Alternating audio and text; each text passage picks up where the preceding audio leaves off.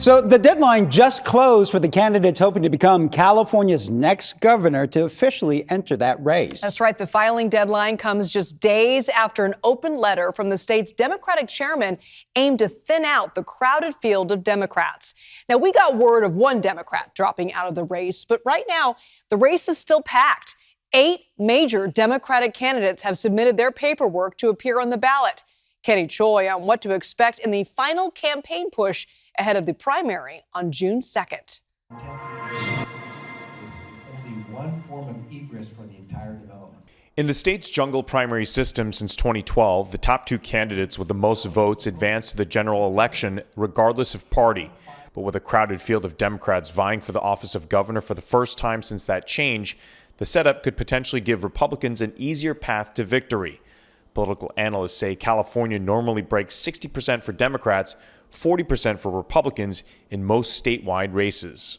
The challenge could be that Democrats, in splitting up their 60% of the pie, split it up in such small pieces that you have candidates getting 8, 10, 12, 14, 16, 19%.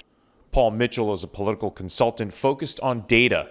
While the field of Democrats is large and wide, Republicans have coalesced around 2 candidates, Riverside County Sheriff Chad Bianco and conservative commentator Steve Hilton.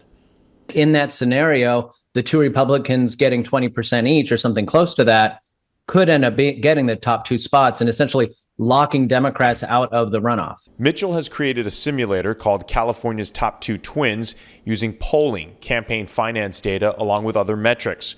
Right now, it shows the probability of Republicans taking the top 2 spots at about 25%.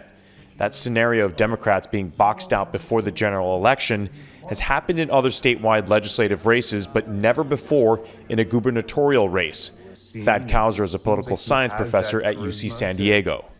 What's most likely to happen over the next few months is that 1 or 2 candidates will gain momentum. Recent polling by the Nonpartisan Public Policy Institute of California shows the field has broken into 2 distinct groups, with Hilton, Porter, Bianco, Swalwell, and Steyer in close competition, and the other candidates trailing behind them. People will focus their attention, and those undecided voters will break not for the candidates in 4th, 5th, 6th place, but for one of their top 2 or 3 Democrats. Democratic Party Chair Rusty Hicks' call earlier this week for lagging candidates to exit the race was largely ignored. Just one, former State Assembly Majority Leader Ian Calderon, has since ended his campaign.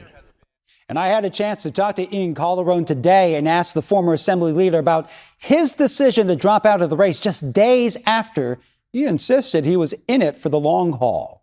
It comes down to just getting to the point where you've got this decision needed to make, you've got the filing deadline, are the resources there, and is the time is there? And I just came to the decision that I didn't think that the resources and the time were going to be there in the way that they needed to be in order for people to hear my message. You can have a great message, but if people don't see it and they don't hear it, then you can't get the support. I have endorsed Eric Swalwell.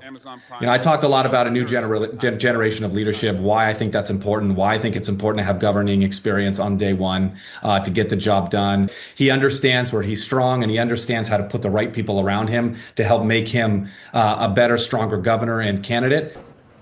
And the California primaries on June 2nd. Mail-in ballots can be dropped off on May 1st. The top 2 vote getters will face off for the governor in the general election on November 3rd.